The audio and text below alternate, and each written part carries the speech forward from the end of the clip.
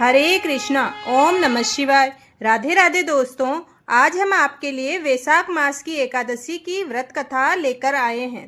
इस एकादशी को वरुथनी एकादशी भी कहा जाता है।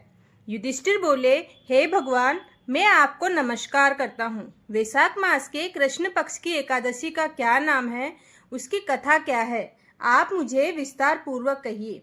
तब भगवान श्री कृष्ण कहने लगे, हे राजेश्वर, इस एकादशी का नाम वरुथिनी है।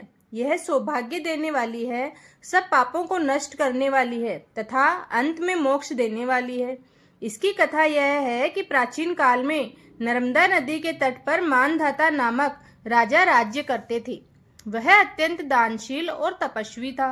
एक दिन जब वह जंगल में तपस्या कर रहा था, तभी न जाने कहां से एक जंगली भालू आया और राजा का पैर चबाने लगा। राजा पूर्ववत अपनी तपस्या में लीन रहा। कुछ देर बाद पैर चबाते चबाते भालू राजा को घसीटकर पास के जंगल में ले गया। राजा बहुत घबराया, मगर तामस धर्म अनुकूल उसने क्रोध और हिंसा न करके भगवान विष्णु से प्रार्थना की। करुण भाव से भगवान विष्णु को पुकारा। उसकी पुकार को सुनकर भगवान श्री हरि विष्णु प्रकट हुए और उन्होंने चक्र से भालू को मार डाला। राजा का पैर भालू पहले ही खा चुका था। इससे राजा बहुत ही शोकाकुल हुआ। उसे दुखी देखकर भगवान विष्णु बोले, हे वत्स, हे राजन, शोक मत करो।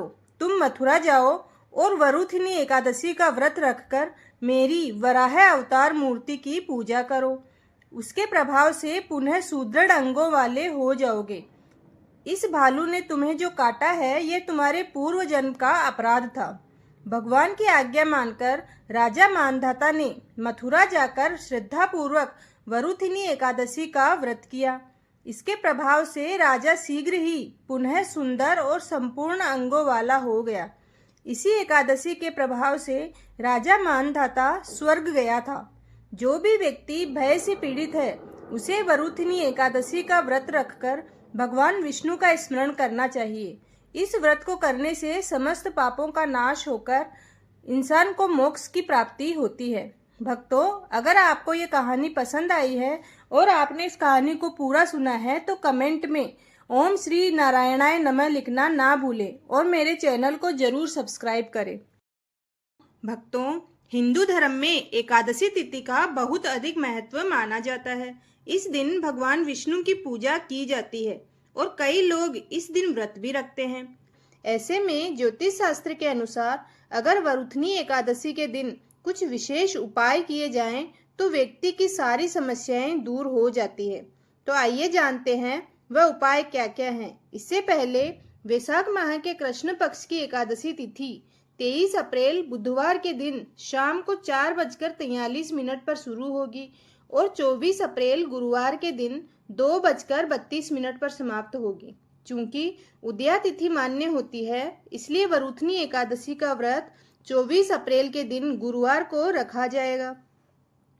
आइए जानते हैं कौन कौन से उपाय हैं जिनको करने से मनुष्य की सारी समस्याएं दूर हो जाती है। वरुथनी एकादशी के दिन भगवान विष्णु को शंख से स्नान कराया जाए तो वे जल्द प्रसन्न होते हैं और जातक को मन चाहा वरदान प्रदान करते हैं, क्योंकि श्री हरि विष्णु को शंख बहुत अधिक प्रिय है।